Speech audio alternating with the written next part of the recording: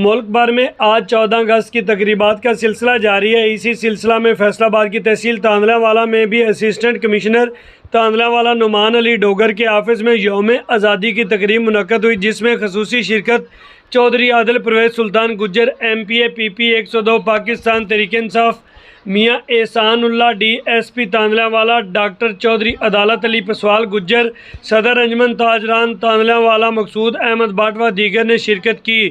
جشن آزادی کی تقریب میں مختلف اسکولوں کے بچوں نے بھی شرکت کی، آزادی کے خوبصورت نغمے اور ترانے گائے۔ اس موقع پر تقریب کے مہمان خصوصی جناب چودھری عادل پرویز سلطان گجر کا کہنا تھا، یہ وطن ہمارا ہے، ہمیں پاس بائیں اس کے، ہم اپنے پیارے ملک کے لیے ہر قربانی سے دریغ نہیں کریں گے۔ یہ جو ہمارا پیارا ملک قائد اعظم محمد علی جناح کی کوششوں سے بنا، ہم مرتے دم تک اس کی حفاظت کے لیے کوشاں رہیں گے۔